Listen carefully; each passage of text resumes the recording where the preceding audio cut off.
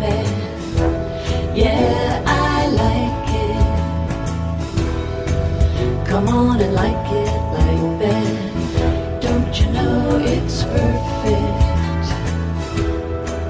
Why don't you like it like that? You know I like it like that.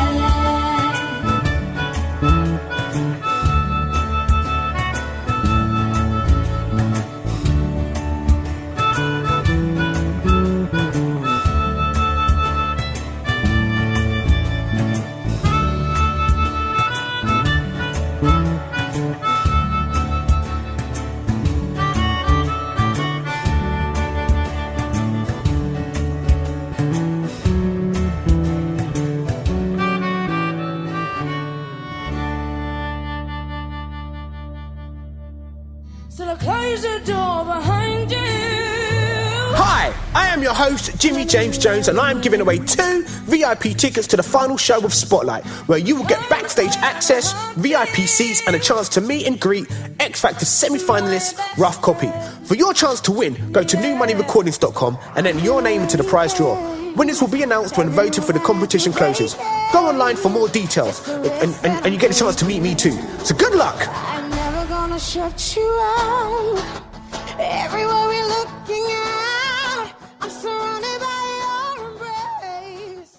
Okay, that was I Like It from Norda's new album.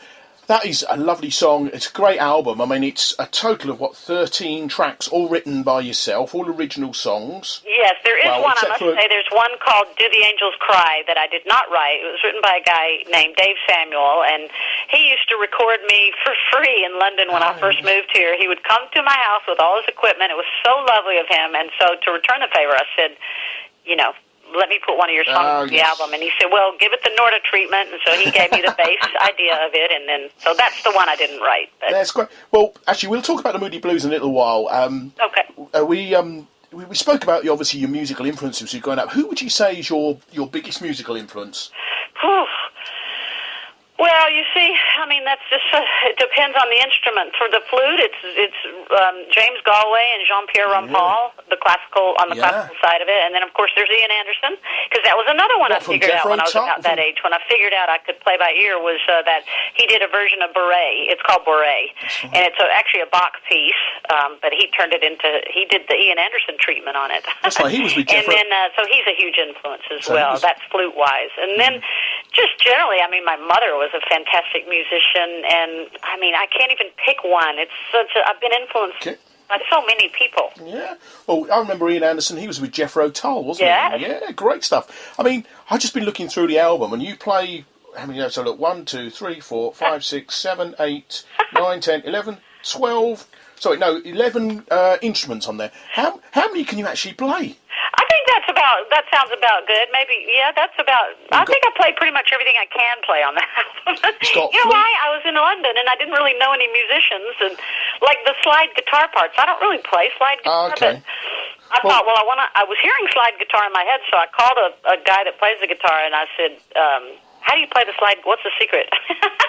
And then that night I just practiced a little bit and went in the next day and put the slide parts down. Yep. So, I just pick it up, I guess. It's amazing. Well, according to the record cover, and I see if I've got it wrong, you play flutes, recorder, harmonica, melodica, panpipes, lead, slide, acoustic guitar, piano, keyboards, electric bass. Yes. That sounds about right. Well, I'm tired just at the thought of that, really, but never mind. Yeah, no, but it's so fun because, again, it's just a matter of, when you hear something, if you are the one that gets to play it, that's just great because it cuts out the middleman. That's true. I mean, all the royalties. Go right to it, Yeah, you're getting the royalties. And they're pouring in. Yeah, and you mentioned your husband. He writes, or he's helped write the songs. Yes. How did that come about? How did that partnership come about? Well, it's funny. He's not really a musician, but he does have a good little. He's an anorak for one thing. He knows everything about every band that ever recorded ever. He's just one of those guys that knows. We'll hear something somewhere, and he'll go, "Oh, that was recorded this year. Blah blah blah. It was number one. Da da da. Where, when, who played on it, what studio it was recorded." He is just one of those type of people because his father used to run a store in Dartford in England called Jennings Music. Really? And my husband was about 5 years old when his father started running that store, and my husband would go in to work with his dad and sit on the counter at age 5. And this is the store where the Rolling Stones used to come in when they were like 15 years old and buy their amps, and even the Moody's. And my husband actually grew up across from Keith Richards, right across the street. They were born literally across the street from each other because my husband was born at home. So he would sit on the counter and type out his own top 40 list that he thought were the top hits, and he was like way ahead, and he was 5, and he picked Elton John way before Elton John was ever, he just knew he had something. So he's got a great ear for music, and he just comes up with ideas very easily, but doesn't know how to, he plays guitar okay, but he could probably practice a little more.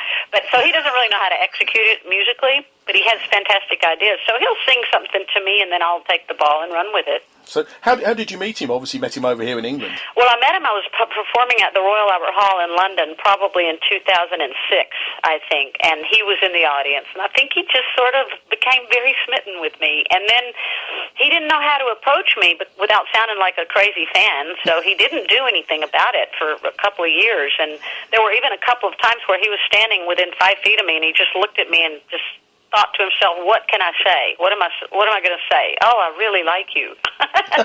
So he just walked away and let it go.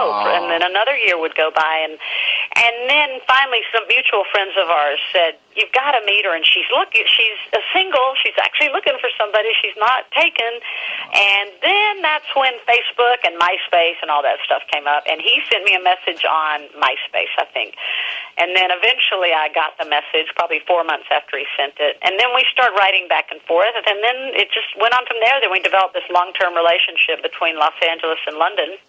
And then it was like, that's enough. One of us has to move to the other city.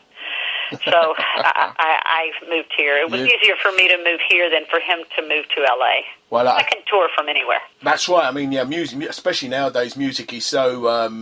Well, you can broadcast across the world, which I do, I'm really pleased with. Exactly, so. Technology, and like I said before, I'd had plenty of L.A. I love L.A., but it was okay to leave L.A. I'd sort of outgrown it, I think, and I wanted a new adventure, and so I love London, and I'm happy to be here. Yeah, I mean, I must admit, I travelled to L.A. Well, I have fairly recently and fairly frequently. And the one thing it's same with Florida, I always think they have a thing called the Weather Channel over there on the TV. Yes. And every time you turn it on in LA or in Florida, it's going to be hot today, and it gets, should we say, after about 7 days, it's like Groundhog Day. It gets boring. It's that yellow circle, boom, boom, boom, 5 days in a row, 70, 70, 70, 70, and that's it, Yeah, that's I mean, I love this. I think part of England is the seasons, and it's great. Anyhow, let's go back to the old Moody Blues. You joined them in 2003 when yes.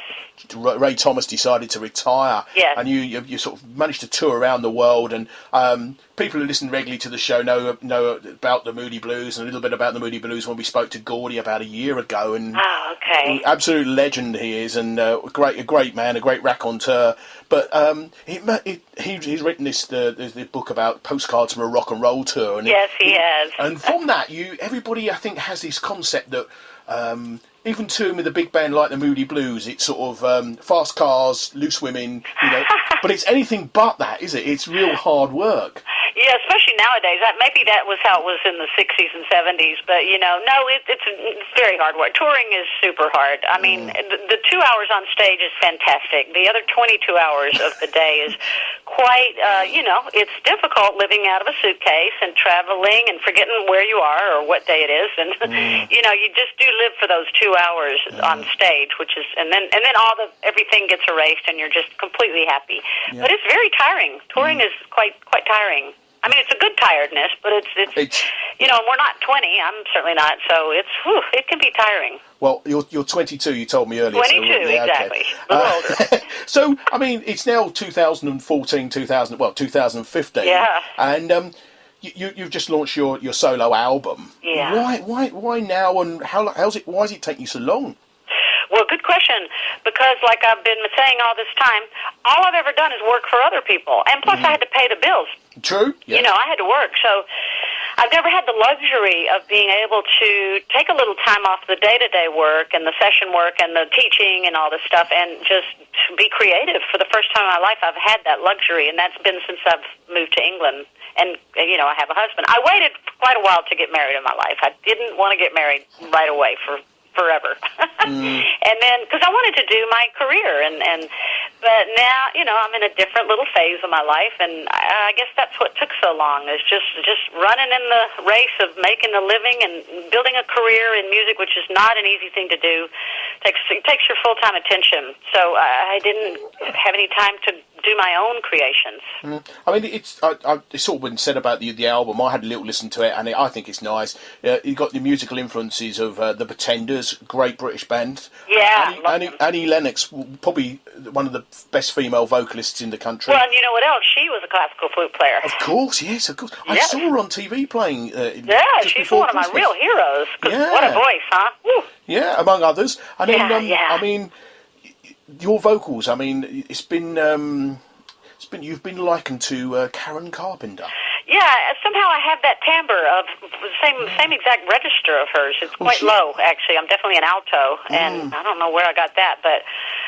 And then, sometimes when I hear my songs, when I hear myself singing, it kind of spooks me a little because I do sound like her. And I never thought of that until I did do my own songs and hear my own voice recorded. And I heard you when I listened to the album for the first time, and I've listened to it more than once. I could hear little bits of obviously Karen Carpenter. The other person who sprung to mind was Enya. No, you know, I've heard that too. Have you? That too. Because of the harmony, the ahs, the harmonies. I mean, she's got a little bit of a Celtic sort of lilt on her voice. Yes. I listened to you, and that was one of the first people I thought, sounds a little bit like Enya. Well, that's a huge compliment, and thank you. Well, I like Not Enya. Bad company. No, that's not too bad at all. No. I mean, this album you've got, it's sort of very much sort of recorded in your own in your hometown of Richmond in West London. Yes. It's West London, isn't it? Yes. Is it? And I mean, that's sort of not a hotbed of music, is it, Richmond?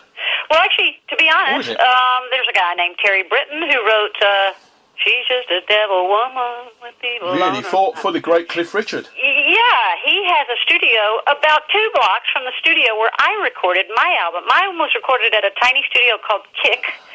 Okay. And a guy, Rick Mulhall, was my producer. Because, like I said, first I was recording in my house, but that was way back. And then I got with this guy, and we did it in the studio. But then, literally 2 blocks away, Terry Britton has a studio. I think it's called State of the Art Studio, something like that.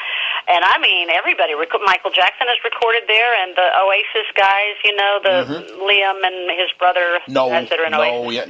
They record there, and it's huge. And it's just kind of strange, because you never know a studio you see from the outside. You can't tell it's a studio. So there you go. Some great stuff being done right there in Richmond. It's a bit like where the radio station's based. Nobody knows it's there. I know where it is, and it's an old rectory building. And that's how it goes. Because basically, you don't want anyone to know it's there because you don't want people. I don't mind. We can have guests in if I'll enjoy having guests into the studio. It's great fun sometimes. Yeah. If they're going to come and play, it's great. We're almost out of time. I'm going to play you one more track in a little while, but we're also going to be just talk about the album once more. Okay. It's called Norda. Yes. And people can get it. It's out now. Yes, it's out now. You have a website. Well, I always like to promote the websites. It's thank you. Nice, easy one. It's www.norda, Norda, Mullen.com, and people can buy. Can they get the CD from there? You can get the album, no, not from there, but you can download it from iTunes. You can go to Amazon and actually order a hard copy of it, or you can. There's something called CD Baby. I'm not sure if it's so prevalent here, but that's in America. It's kind of hooked with Amazon. So those are the 3 places that you can get it. If they go on your website, all the details are there, and also all the details of you performing live, because I hope you're going to be performing live soon. Is that correct? Before we say goodbye, big thank you, Aniel, for today. Before we say goodbye, so much, Terry. You can choose one more song from your album. Okay, well, let's see.